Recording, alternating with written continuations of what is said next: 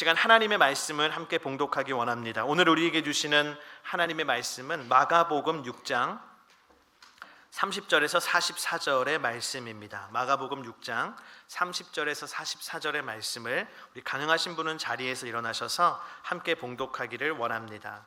저와 여러분이 교독하고 마지막 44절은 함께 읽도록 하겠습니다. 사도들이 예수께 돌아와 자기들이 한 일과 가르친 것을 모두 보고했습니다. 그런데 거기에는 오가는 사람들이 너무 많아 예수와 제자들은 먹을 겨를조차 없었습니다.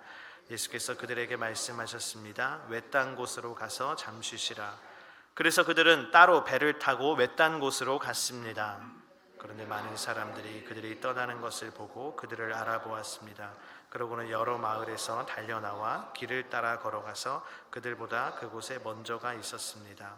예수께서 도착해 많은 사람들을 보시고 목자 없는 양들 같은 그들을 불쌍히 여겨 그들에게 여러 가지로 가르쳐 주기 시작하셨습니다. 날이 저물어 가자 제자들이 예수께 다가와 말했습니다. 이곳은 빈들인데다 시간도 벌써 많이 늦었습니다. 사람들을 보내 가까운 마을이나 동네에 가서 각자 먹을 것을 사 먹게 하시지요. 그러자 예수께서 대답하셨습니다. 너희가 그들에게 먹을 것을 주라. 제자들이 예수께 말했습니다. 그러면 우리가 가서 200데나리오너치를 사다가 그들에게 먹이라는 말씀입니까? 예수께서 물으셨습니다. 빵이 얼마나 있느냐? 가서 알아보라. 그들이 알아보고 말했습니다. 빵 5개와 물고기 2마리가 있습니다. 그래서 예수께서는 사람들을 모두 풀밭에 무리를 지어 앉히라고 제자들에게 지시하셨습니다. 그래서 사람들은 100명씩 50명씩 무리를 지어 앉았습니다. 예수께서는 빵 5개와 물고기 2마리를 들고 하늘을 우러러 감사기도를 드린 후 빵을 떼셨습니다. 그리고 제자들에게 주어 사람들 앞에 갖다 놓으라고 하셨습니다. 예수께서는 물고기 2마리도 그들 모두에게 나눠주셨습니다. 사람들은 모두 배불리 먹었습니다. 제자들은 남은 빵 조각과 물고기를 모으니 12바구니에 가득 찼습니다. 함께 읽겠습니다. 빵을 먹은 남자 어른만도 5,000명이었습니다. 아멘. 자리에 앉도록 하겠습니다. 오늘 하나님께서 우리 귀한 강사 목사님을 우리 교회에 보내주셨습니다. 우리 이태우 목사님이신데요.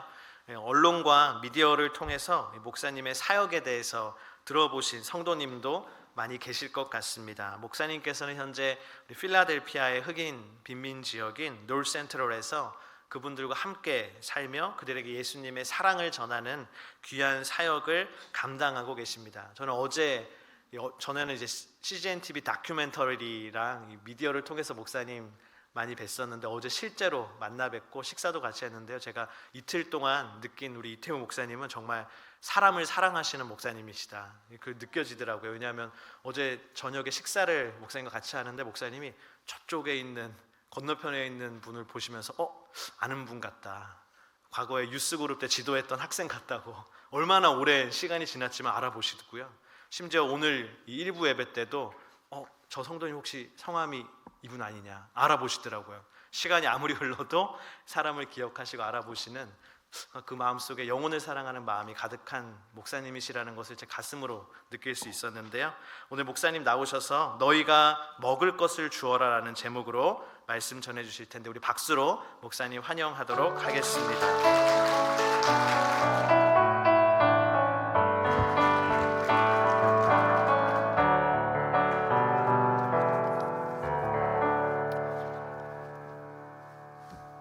살아계신 우리 주 예수 그리스도의 아버지 전능하신 하나님의 이름으로 뉴저지 온누리 교회 성도님들께 인사드립니다. 반갑습니다. 저는 한국에서 태어나서 자랐고 29살인 1994년에 필라델피아에 있는 웨스트민스터 신학교에서 공부를 하기 위해서 유학생의 신분으로 미국에 왔습니다. 그때만 해도 제 계획은 공부를 마치고 한국에 돌아가서 제 주변에 있는 예수님을 모르는 사람들을 전도해서 교회를 세우는 거였습니다. 그런데 우리의 인생이 그렇듯이 하나님께서는 다른 계획을 갖고 계셨습니다. 2003년 저는 가난한 이들의 이웃이 되어 살라는 하나님의 분명하신 부르심을 받고 필라델피아 흑인 빈민가로 이사를 했습니다. 잠시 저희 동네를 보여드리겠습니다. 뒤에 영상이 떴나요? 여기 혹시 오케이. 네. 저 사진에 여러분 보시기에 오른쪽에 있는 사람이 저랑 비슷하게 생겼나요? 그 여러 해 전 겨울에 옆집 이웃과 같이 찍은 사진입니다. 2004년 봄 어느 날 필라델피아시 경찰청에서 시 전역에 걸쳐서 마약 사범 단속을 했습니다. 그날 체포한 인원이 137명이었는데 하필 제가 새들어 살던 집 앞에서 찍힌 사진이 신문에 실렸습니다. 사진 가운데 보시면 쇠창살이 있는 집이 보이실 텐데 그 집이 제가 2003년부터 2009년까지 방 한 칸을 새들어 살던 집입니다. 여러분 이 사진 보시면 제가 사는 동네가 어떤 곳인지 아마 짐작이 가실 겁니다. 노스필리라고 알려진 저희 동네는 주민들의 94%가 흑인이고 인구의 45% 정도가 가난하게 사는 동네입니다. 아직도 한 40%의 건물이 빈 채로 버려져 있습니다. 제가 처음 이사했을 때만 해도 이렇게 빈 집들이 많았습니다. 보시는 것처럼 이 집은 지붕이 내려앉았고요. 벌써 15년 전에 시에서 철거했습니다. 지금 보시는 사진은 철거 현장이 아니라 아까처럼 비어있던 집이 그냥 어느 날 붕괴한 현장입니다. 저희 동네를 다니다 보면 이렇게 인형들이 쌓여 있는 걸 볼 수 있습니다. 쓰레기가 아니고 총기 사고로 희생당한 사람을 위한 기념비입니다. 여러분 사진 오른쪽에 보시면 3명의 청년들이 배회하는 걸 볼 수 있습니다. 지금 이 친구들이 할 일이 없어서 배회하는 게 아니라 근무 중입니다. 전형적인 드럭 딜러들입니다.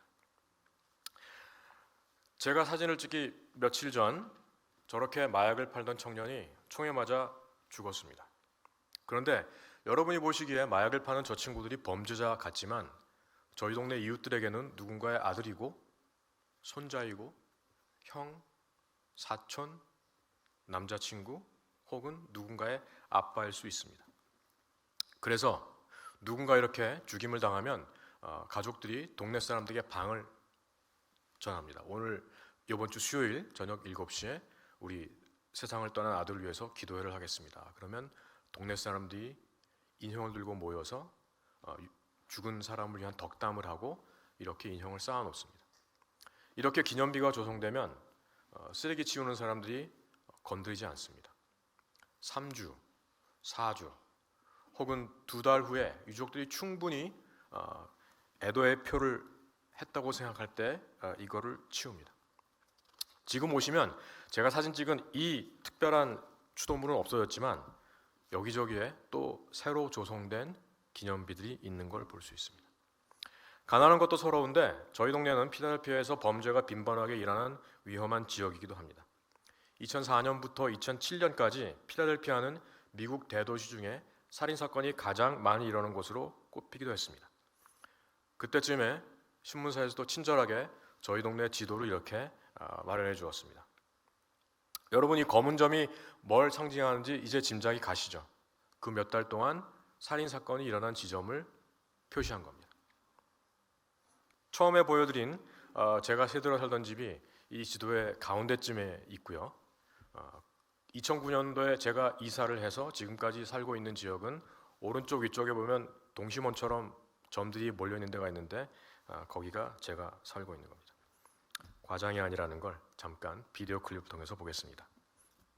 Philadelphia police say at least 32 shots were fired in a North Philadelphia double shooting that left a man dead and sent a woman to the hospital. It all happened late last night here in the 2100 block of North Uber Street. Police say the woman was an innocent victim caught walking into her home.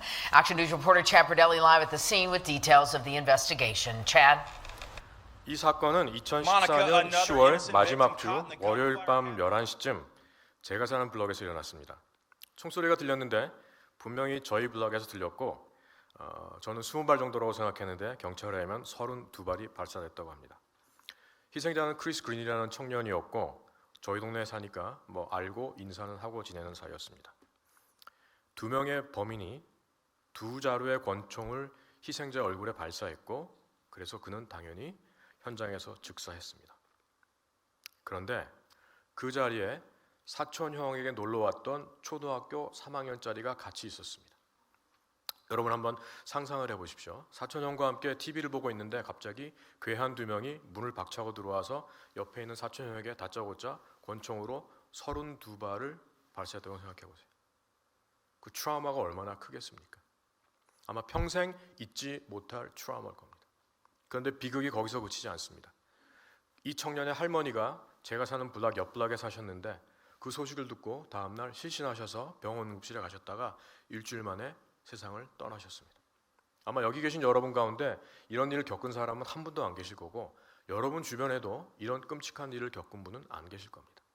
그런데 저희 동네 이웃들에게는 너무나 흔한 일입니다. 2021년 팬데믹 기간 중에 또 제 옆 블락에서 총기 사고가 있었습니다. 앙심을 품은 한 사람이 길 건너편을 향해서 반자동 소총으로 무작위 사격을 했고 그런데 보시는 것처럼 건너편에 서 있던 차가 반파가 됐고 또 그 뒤에 있던 마약 파는 친구가 사망을 했습니다. 그런데 그 중에 한 발이 그곳에 사는 한 집의 문을 뚫고 들어갔고 또 다른 총알은 창문을 뚫고 들어가서 거실에서 텔레비를 보고 있던 13살짜리 여자의 등을 관통했습니다. 여러분, 그 엄마가 얼마나 놀랐겠습니까?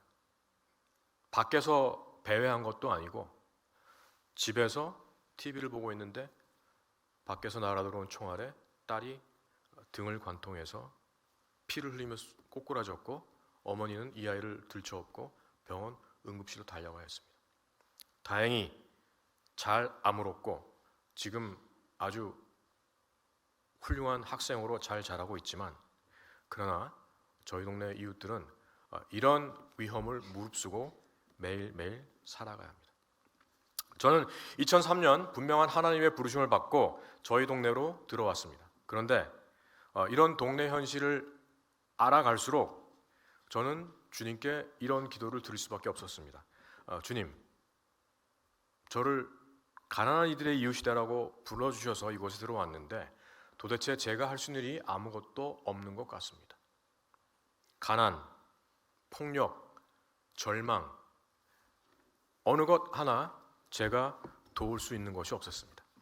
그런데 기도하는 가운데 주님은 오늘 본문의 말씀을 통해서 제게 위로와 도전의 말씀을 주셨습니다. 오늘 본문은 오병이어의 기적이라고 여러분 아마 잘 아실 겁니다. 어느 날 전도여행 갔던 제자들이 돌아와서 예수님께 선교 보고를 했습니다.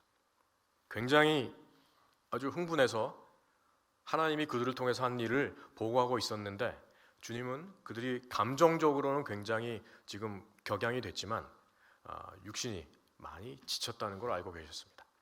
그래서 이렇게 제안하시죠. 자, 우리가 호수 저편으로 건너가서 좀 휴식의 시간을 갖자.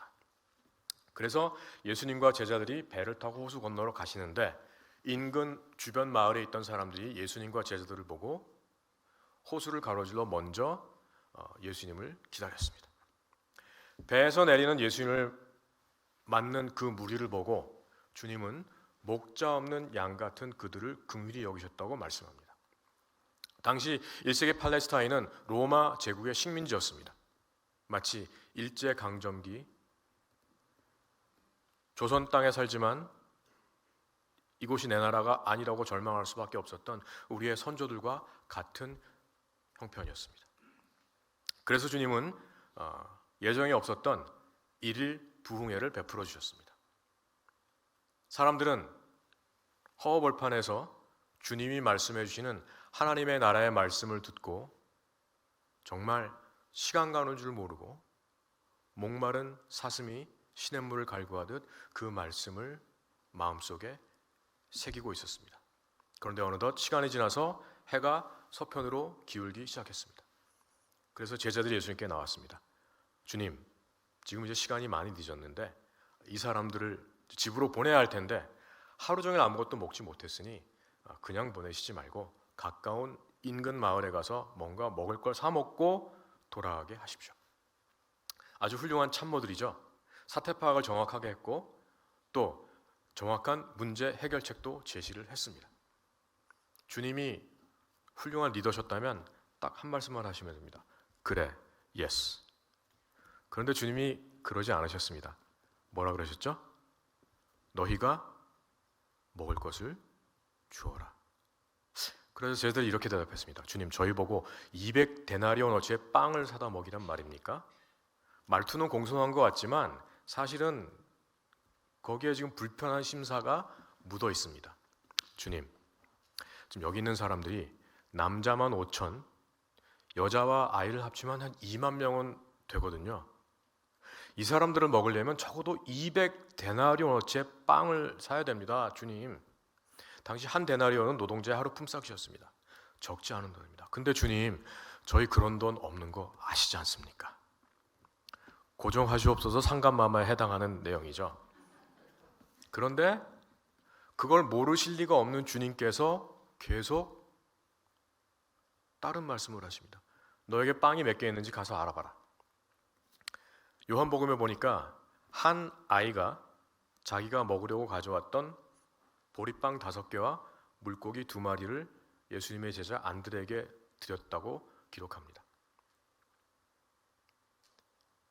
여러분 한번 상상을 해보시기 바랍니다. 한 아이가 끼니를 그냥 때울 정도의 양의 작은 음식을 가져와서 안드레에게 주었는데 그걸 들고 2만 명이나 되는 수많은 군중을 뚫고 예수님께로 가는 안드레. 이 적은 양의 음식 2만 명. 상상이 가시죠? 어쨌든 안드레가 그것을 주님께 드렸습니다. 그래서 주님이 그것을 받으시고 제자들에게 명합니다. 이제 사람들을 들판에 무리를 지어 둘러 앉게 하라. 그래서 50명, 100명씩 앉았습니다. 조금 전까지 사람들이 웅성웅성하고 있었는데 제자들의 말을 따라 자리에 앉으면서 주님이 뭔가를 하시려나 보다 눈치를 채고 사람들이 조용해졌습니다. 모든 사람의 시선이 주님께로 향했습니다. 그때 주님께서 보리빵 5개와 물고기 2마리를 하늘을 향해서 드시고 축사를 하셨습니다. 그리고 제자들에게 주시며 가서 나누어 주라고 명령하셨습니다. 성경은 이렇게 기록합니다. 그 모든 사람들이 다 배불리 먹었다. 구체적으로 어떤 일이 일어났는지 성경은 말하지 않습니다. 제가 상상을 해보면 이런 일이 일어났을 것 같아요. 예수님께서 보리빵을 반으로 나눠서 베드로와 안드레에게 주셨는데 예수님의 손에서 반쪽이었던 빵이 제자들의 손으로 건너가면서 온전한 빵이 됐을 것 같아요. 제 상상력의 한계입니다. 예수님께서 물고기를 반으로 나눠서 요한과 야고보에게 주셨는데 역시 제자들의 손으로 지나가면서 온전한 물고기가 됐을 것 같아요. 조금 전까지 계속 딴청을 부리시는 예수님 때문에 짜증도 났고 약간 화도 났고 답답했던 제자들이 자신들의 눈앞에서 일어나는 기적을 바라보며 기쁨과 감격에 넘치게 되었습니다. 자신들의 손에 주어진 보리빵과 물고기를 들고 그들은 기쁜 마음으로 지치고 굶주린 군중들에게 다가갔고 그들이 빵과 물고기를 나눌 때 그들의 손을 통해서도 똑같은 기적이 일어났고 그래서 본문은 그 많은 사람들이 다 배불리 먹었다고 기록하고 있습니다. 그런데 오늘 본문이 특이한 사실을 우리에게 알려줍니다. 다 먹고 남은 조각을 거뒀더니 몇 광줄이요? 12광줄에 가득 찼더라. 아니 손님들이 오셔서 맛있게 드셨으면 된 거 아닙니까? 즐겁게 이야기를 나누고 돌아가시면 된 거 아닙니까? 근데 이 복음서의 저자는 우리에게 먹고 남은 조각이 12광줄이 남았다는 걸 알려줍니다. 이게 마가복음에만 있는 게 아니고요. 마태, 마가, 누가, 요한복음에 다 먹고 남은 조각이 12광주에 찼다는 게 기록되어 있습니다. 중요하다는 얘기죠. 이 어쩌면 2023년 포틀리 주변에 사는 여러분들에게는 이게 중요한 이유를 잘 모르실 수 있어요. 여기 지금 일주일 동안 끼니를 굶으신 분 안 계시죠? 다이어트를 하신 분은 계실지 모르지만 끼니를 굶으신 분은 아마 안 계실 거예요. 자, 그런데 오늘 말씀의 배경은 1세기 로마 식민지하에 있던 팔레스타인, 그것도 가난한 어부들과 소작농들이 살고 있던 갈릴리 지방입니다. 세리들이 자기에게 정해진 것보다 더 많은 50% 정도를 세금으로 가져갔던 시대입니다. 우리 옛날에 보릿고개라는 말이 있었죠. 지금 들판에 모인 이 사람들은 대부분 하루 세 끼를 먹을 수 없는 가난한 사람들이었습니다. 당시 2만 명이나 되는 군중을 이렇게 배불리 먹이고 먹고 남은 적이 12광주리가 넘도록 풍성한 잔치를 베풀 수 있는 사람들은 극히 제한되어 있었습니다. 막강한 권력을 가졌거나 아니면 갈릴리 지방의 땅을 다 소유한 대지주 정도 돼야 돈과 권력이 있는 사람이나 이런 잔치를 할 수 있었지, 그러지 않은 사람은 이런 잔치를 할 수 없었단 말씀입니다. 어떤 사람들은 오병이어의 기적이 무슨 예수님께서 마술을 행해서 사람들을 먹였다고 착각을 하고 있습니다. 그게 아니죠. 오늘 본문의 의미는 하나님의 나라가 어떤 곳인지를 보여주시는 예수님의 시청과 교육이었습니다. 세상은 돈과 권력이 있어야 이런 잔치를 베풀 수 있지만 하나님의 나라는 돈이 없어도 권력이 없어도 왕의 잔치를 베풀 수 있다는 걸 주님이 보여주셨다는 겁니다. 더군다나 그 기적의 단초가 누군가 헌금한 돈이 아니라 한 아이가 자기가 먹으려고 가져왔던 보리빵 5개와 물고기 2마리, 밀가루가 비싸서 보리밖에 쓸 수 없었던 참 초라하고 별 볼 일 없는 그것을 통해서 주님은 아무리 작은 것이라도 그곳에 마음이 담겨 있을 때 하나님의 나라에서는 위대한 풍성한 잔치를 베풀 수 있다는 걸 보여주셨단 말씀입니다. 이 말씀을 통해서 주님께서 제게 도전을 주셨습니다. 태우야, 네가 먹을 것을 주어라. 돈도 없고 힘도 없는 제가 뭘 할까 고민을 하다가 주님께서 지혜를 주셨습니다. 잠시 동영상을 보겠습니다. 미국 동부에 위치한 필라델피아. 이곳은 미국 최초의 수도이자 상권이 발달한 대도시입니다. 하지만 이렇게 화려한 도심에서 불과 몇 블록만 지나면 전혀 다른 세상이 펼쳐집니다. But far like the most is really, it's like picked out to be, one of the dangerous neighborhoods in Philadelphia. Most of the same things happen here, Kids get shot, women get shot, children get shot, and we have to deal with it. 하루도 조용할 날이 없는 이 동네는 미국 최대 우범 지역으로 손꼽히는 노스 센트럴입니다. 그런데 이런 위험한 동네에 유독 평화로워 보이는 한 남자가 있습니다. 19년째 이곳에 살고 있는 이태우 목사입니다. 어떤 사람들은 이곳을 창살 없는 감옥이라고 부른다는데요. 도저히 대물림되는 가난을 벗어날 길이 없기 때문이죠. 미국에 가난한 흑인으로 산다는 거는 2중, 3중의 차별에 시달리는 거예요. 일단 백인들로부터 흑인이라는 이유로 인종차별을 받고 정부에게 버림을 받았고 사회에서 차별당하는 사람들. 그러니까 그 사람들한테 하나님이 당신을 사랑합니다. God loves you 그러면 욕먹기 십상입니다. 그래서 저는 하나님이 당신을 사랑합니다라는 메시지를 제가 할 수 있는 삶으로 전하는 거죠. 그러니 태우 너는 배고프고 헐벗고 감옥에 있고 병든 이들에게 가서 그들에게 좋은 이웃이 되라고 말씀해 주셨고 저희 동네로 이사를 왔죠. 삶으로 복음을 전하기 위해 이 동네로 이사 온 후 그가 가장 먼저 했던 일이 있습니다. 빈민가 특징 중에 하나가 쓰레기가 정말 넘쳐나고 그리고 사람들이 아무도 쓸지 않습니다. 그래서 좋은 이웃으로 내가 할 수 있는 일, 빗자루를 들고 골목을 청소하기 시작했죠. 청소와 함께 동네를 가꾸기 위해 그가 했던 일이 또 있습니다. 지저분한 쓰레기를 치우고 꽃 화분을 갖다 놓자 삭막했던 동네가 점점 아름다워졌다는데요. 그의 진심이 통해서였을까요? 시간이 지날수록 조금씩 마음의 문을 열기 시작한 동네 주민들. 이 동네 와서 이제 여러 가지 발견한 것들 중에 하나는 방치된 아이들입니다. 그래서 학교를 가야 할 시간인데 길거리를 배회하는 아이들을 보기도 하고 또는 지금은 이제 집에 들어가야 될 시간인데 늦은 밤에 길거리에 있는 아이들이 하나둘씩 보이기 시작했습니다.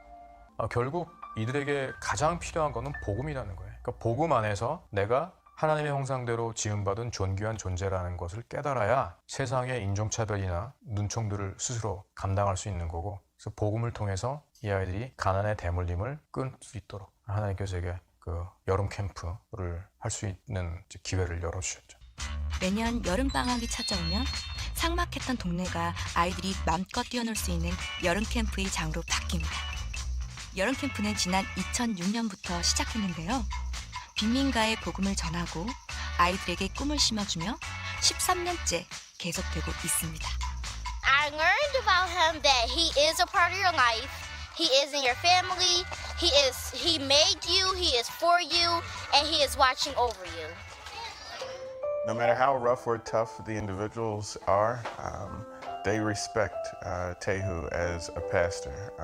When I walk down the street with him, he's greeted as pastor, which is not typical in Philadelphia culture. That's relatively exceptional. 그가 본 목사님은 좀 특별했습니다. 동네 총기 사고 피해자 장례식을 찾아온 목사님은 처음이었답니다. Like I said, it was shocking to see you there because like you didn't have no like relations with him, and you were there like being like condolences to the mother. That's love. That's love. That's considered love around here. Started. Like I said, this considered one of the dangerous neighborhoods in Philadelphia right here. And you right here, you see Well, as you said, you been figuring man upstairs on my side. Right. So, Yeah, you better balance it out. and, That's you why know. the man upstairs that's why God gonna bless you the way He's gonna bless you, man. Thanks. Like, you don't gotta do none of that. You Right. really be doing Exactly. that. Yeah. You do a lot for them kids. It ain't that. 가장 먼저 목사님을 반기는 건 동네 아이들입니다. 옆집 꼬마에게 한국에서 사온 선물을 나누며 사랑을 표현해 봅니다. All right. You might give me another present? You're a special boy. You right? You like it? All right. Give me a hug. Yes. Just thankful that I met him because he changed my life a lot. My son got killed and he helped me out so much. I don't care where I'm at, what I'm doing. If you need me, I will be there. I love him to death. Love him to death. And when as a person and as a friend. And I think God has sent him down here for a purpose. 죄인된 우리를 위해 이 땅에 오셔서 친구가 되어주신 예수님처럼 소외되고 가난한 자들의 좋은 이웃이자 친구가 되어준 이태훈 목사. 지금 우리도 이들처럼 누군가에게 변함없이 좋은 이웃이 되길 바랍니다. 네, 보신 것처럼 골목을 쓸고 여름이면 같이 바베큐에서 음식을 나눠 먹고 그렇게 이웃들과 친해지다가 2006년부터 동네 아이들을 위한 캠프를 저희 집 앞에 골목을 막고 한 달 동안 진행했습니다. 사실 캠프를 시작하게 된 동기는 굉장히 단순합니다. 여러분의 자녀들은 여름방학이 되면 학원도 가고 캠프도 가고 심지어 부모님들과 함께 한국도 방문하는데 저희 동네 아이들은 여름방학이 되면 갈 곳도 없고 할 곳도 없습니다. 그래서 그 아이들에게 복음을 전하기 위해서 캠프를 시작했습니다. 처음 캠프를 시작할 때 아이들에게 장래 꿈을 물어보면 대답이 항상 똑같았습니다. 남자아이들은 커서 풋볼 선수, 농구 선수, 힙합 가수, 뭐 농담이지만 갱스타. 여자아이들은 가수, 모델, 헤어 디자이너, 엄마가 된다 그래요. 아마 여러분의 자녀나 손주들이 이런 대답을 했으면 당장 아마 딱 자식이 이랬을 텐데 고등학교 중퇴율이 60%가 넘는 저희 동네 아이들은 다른 미래를 생각할 수 없었습니다. 저희는 캠프를 통해서 하나님이 아이들을 사랑한다는 메시지를 전하려고 노력했습니다. 세상은 저희 동네 아이들이 피부색이 다르다고 가난하다고 차별합니다. 그러나 하나님의 말씀은 분명히 그들 또한 하나님의 형상대로 지음받은 존귀한 존재라고 말씀하고 하나님은 당신을 고아와 과부와 나그네의 하나님으로 소개하시듯이 사회적 약자의 하나님이라고 말씀하십니다. 그래서 제가 자원봉사에 항상 부탁을 합니다. 우리는 복음을 전하는데 입으로 전하지 말고 행동으로, 삶으로 전하자. 그렇게 자원봉사자들이 아이들을 껴안아주고 함께 놀아주고 잘못하면 손찌검이나 욕바가지를 하는 게 아니라 그들을 설득하고 이해시키고 용서해주고 기도하는 걸 보면서 아이들이 조금씩 변하기 시작했습니다. 이렇게 신나는 캠프가 매년 자기들을 찾아와주고 무료로 제공이 되고, 그리고 작년에 왔던 자원봉사자 형, 누나, 오빠, 언니가 또 찾아와서 반갑게 인사하는 걸 보면서 아이들이 이제 하나님이 정말 나를 사랑하는구나 라고 느끼기 시작했습니다. 캠프를 시작한 첫 해에 있었던 일입니다. 둘째 주가 됐는데 저희 캠프를 진행하는 저 Do Not Enter 사인에서 왼쪽으로 딱 꺾어지면 코너 스토어가 있습니다. 그 앞에 항상 그 드럭 딜러가 10명 이상 진을 치고 있는데 거기 두목되는 친구가 저를 찾아왔어요. 그래서 인사를 해서 제가 이렇게 하이 인사를 받았습니다. 그래서 약간 긴장을 했어요. 왜냐하면 제가 모르는 사람인데 저한테 인사를 하길래 이 친구가 또 시비를 걸라 그러나 했더니 씩 웃으면서 고맙다고 인사를 하는 거예요. 그래서 뭐가 고맙냐 그랬더니 저희 캠프에 있는 꼬마 둘을 가리키면서 자기 조카들인데 캠프를 너무 좋아한다고 그러면서 목사님 감사합니다. 혹시 필요한 거 있으시면 말씀하시라고. 그래서 제가 I'm okay, thank you 그래서 보냈습니다. 그 다음 주가 됐는데 굉장히 더웠어요. 매일 막 90도가 넘는 무더위가 계속됐는데 어느 날 이 친구가 큰 플라스틱백 2개를 들고 오더니 제 앞에 딱 놓고 목사님 여기요 그러는 거예요. 그래서 이게 뭐야? 그랬더니 날씨가 더워서요 자원봉사하느라고 아이들 나눠드리라고 팝시클을 사왔습니다. 그러는 거예요. 감동을 제가 받았는데 근데 그 돈이 어디서 나왔는지를 제가 알잖아요. 약판 돈, 범죄 행위로 얻은 이득. 이걸 받아도 되나 잠깐 고민을 하다가 제가 땡큐 그러고 나눠줬습니다. 잘 먹었는데 그 해 겨울이 됐는데 이 친구 안 보여요. 그래서 제가 거기 있는 드럭딜러한테 물어봤어요. 저기 걔 왜 요새 안 보여? 그랬더니 목사님 모르셨어요? 그래서 뭘? 걔 감옥 갔잖아요. 그래서 하긴 뭐 마약 파는 게 워낙 위험이 높은 직업 중에 하나죠. 하이 리스크 직업입니다. 그래서 그렇구나. 근데 이제 그 두목자리를 폴이라는 친구가 이제 찾았어요. 그 다음에 캠프 하기 일주일 전에 폴이 저를 찾아왔습니다. 목사님, 다음 주부터 캠프 하신다면서요? 그래. 목사님 걱정하지 마세요. 뭘? 제가 애들한테 얘기를 했습니다. 무슨 얘기를 했는데 그때 이렇게 얘기를 했대요. 자기 밑에 있는 드럭딜러 다 모아놓고 다음 주부터 캠프 하니까 너희들 그 골목 근처에 얼씬거리지 말고 혹시 이상한 사람이 와서 수상한 짓을 하면 너희들이 알아서 조용히 처리해. 제가 너무 고마웠어요. 짐작하시겠지만 저희 동네는 경찰서장 한마디보다 폴의 한마디가 훨씬 더 효과가 있습니다. 제가 고맙다 그랬더니 폴이 싹 이제 근데 목사님 부탁이 하나 있어요. 그러는 거예요. 뭔데? 그랬더니 자기 아들 폴 주니어가 있는데 초등학교 3학년이래요. 캠프에 등록시켜도 되냐고. 그래서 등록시키라고. 그래서 그 친구의 아들이 등록을 했습니다. 캠프를 시작했는데 월요일 아침 10시가 되니까 폴의 여자친구, 폴 주니어의 엄마, 관계가 이해되시죠? 엄마가 하얀색 벤츠로 딱 와서 폴 주니어를 드랍을 했어요. 캠프가 3시에 끝나면 3시에 딱 와서 폴을 또 픽업했습니다. 그렇게 한 달을 잘 마쳤습니다.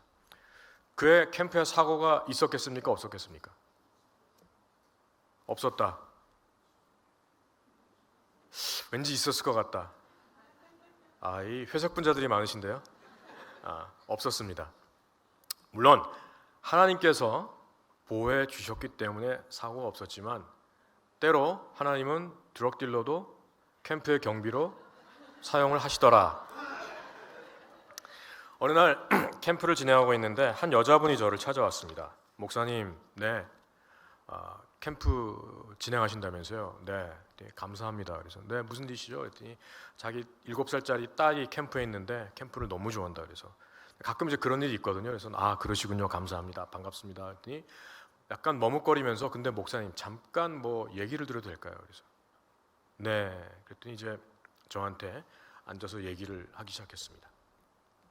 캠프 시작하기 몇 달 전에 자기의 보이프렌드, 자기 딸의 아빠랑 차에 이제 타고 있었는데 누가 와서 운전석에 앉아 있는 자기 남자친구를 총으로 쏴 죽였어요. 자동차라는 밀폐된 공간에서 옆에 있는 사람이 총에 맞아 죽었다고 생각해 보십시오. 그래서 자기는 어떻게 장례를 치렀는지도 정말 정신이 없이 장례식을 치렀는데 문제는 장례식 치른 이후에도 그때 그 사건 현장이 악몽처럼 계속 따라오는 거예요. 잠을 자다가도 비명을 지르면서 자기가 깨어나야 했고 심지어 깨어있을 때도 그게 백일몽처럼 자꾸 자기를 괴롭혀서 정상적인 생활을 할 수 없었답니다. 그래서 술과 마약으로 자기를 마비시켰어요. 그래서 취해서 떨어지면 적어도 그 악몽으로부터는 노연할 수 있었기 때문입니다. 그렇게 술과 마약에 취해지는 어느 날 옆집 아주머니가 오더니 누구 엄마 캠프가 있다는데 그 집 딸 등록시키세요. 그래서 저는 힘들어서 못 가니까 저를 대신해서 우리 딸 등록시켜주세요. 그래서 그 딸이 이제 캠프에 등록을 했습니다. 뭐 저희야 당연히 그런 사실을 알 길이 없었겠죠. 저희 캠프에 이제 온 아이가 찬양을 배우고 기도하는 걸 배웠어요. 근데 집에 와보면 엄마는 이제 술과 마약에 취해서 누워 있는데 7살짜리 아이가 볼 때는 아픈 거잖아요. 그래서 엄마 손을 붙잡고 옹알옹알 기도를 했습니다. 그 이제 이 엄마가 이제 취해서 정신이 오락가락하니까 뭐 기도하는 것 같기도 아닌 것 같기도 하고 이제 그런 날이 계속됐는데 어느 날 조금 이제 정신이 들었지만 힘들어서 누워 있는데 딸이 와서 또 보고 이제 손을 붙잡고 예수님 우리 엄마 아직도 아픈데 빨리 낫게 해주세요. 엄마 사랑해. 그리고 기도를 한 거예요. 근데 이제 그날의 그 기도가 자기 영혼에 와서 꽂혔습니다. 정신이 번쩍 들더래요. 내가 미쳤지. 이게 지금 그림이 말이 안 된다는 걸 깨달은 거죠. 아빠를 잃은 딸을 위해서 자기가 기도를 해도 모자랄 판국에 자기는 술과 마약에 취해서 정신 못 차리고 있고 오히려 7살짜리 딸이 엄마를 걱정해 그 자리에서 일어나서 집에 있던 술과 마약을 다 쓰레기통에 버렸습니다. 그리고 생각해 보니까 자기도 어릴 때 교회를 다녔어요. 그래서 그 주일날 오랜만에 교회를 찾아갔습니다. 문을 열고 딱 들어오는 순간부터 눈물이 앞을 가렸대 그래요. 자기가 예배를 어떻게 하는지 기억이 안 난대요. 흑인 교회는 대부분 목사님들이 설교 마치고 얼터콜이라는 걸 합니다. 오늘 말씀을 듣고 주님을 영접하기를 원하는 분, 주님께 당신의 삶을 드리고 싶은 분은 나오십시오 할 때 그분이 나왔대요.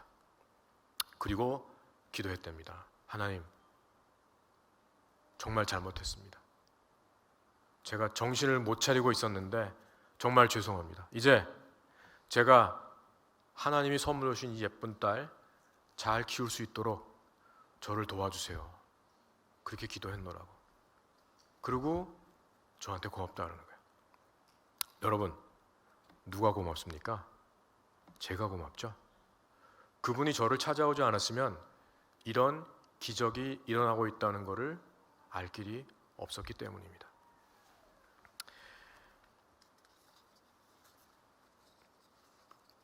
지난 2006년 이후 지금까지 매년 하나님은 캠프를 통해서 놀라운 기적들을 이루어 주셨고 이제 세월이 흐르다 보니 캠프를 통해 자란 아이가 엄마가 되고 간호사가 되고 자기 아들을 캠프에 보낸 일이 이제 생기기 시작했습니다.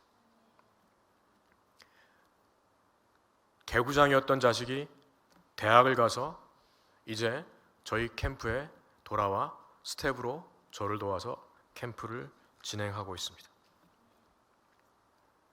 말씀을 맺습니다. 어쩌면 저와 여러분은 지금까지 세상의 거짓말에 속아 살아왔는지도 모릅니다. 그 거짓말이 뭔지 아세요? 당신이 뭘 할 수 있겠어? 라는 거짓말입니다.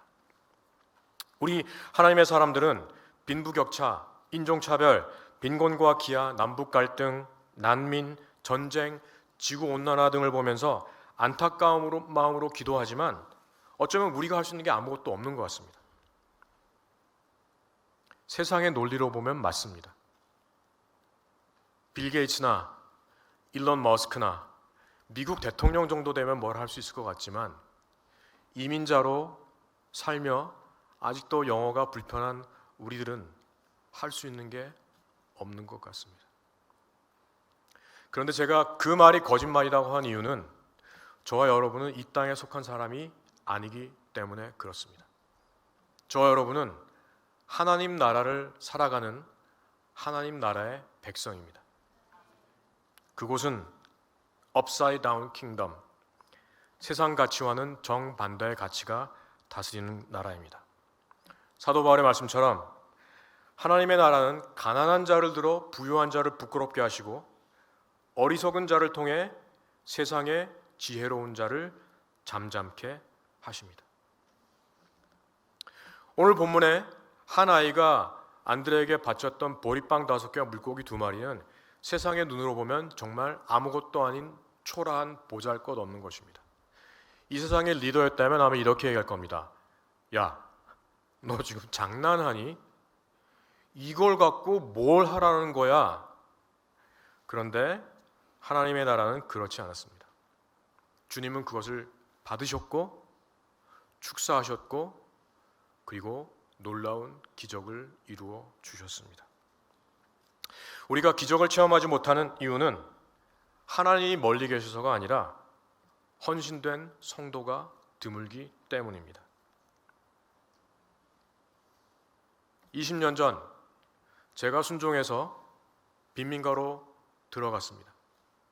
가진 것도 없고 정말 인간의 눈으로 보면 할 수 있는 것이 아무것도 없었지만 하나님은 저의 순종을 통해 당신의 귀한 사람들을 보내주셨고 그래서 우리가 함께 매년 기적을 이루고 있습니다.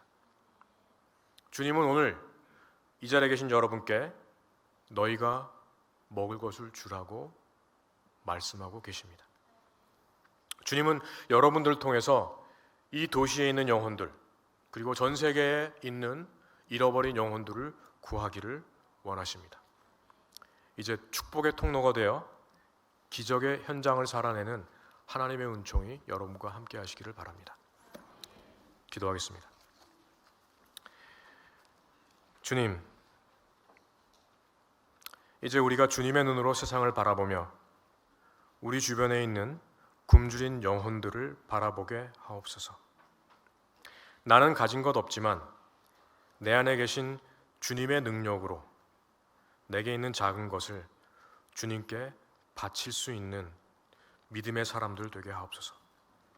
그래서 우리가 기적의 현장을 살아내는 하나님의 사람으로 온전히 서게 하옵소서. 주님의 이름으로 기도합니다. 아멘.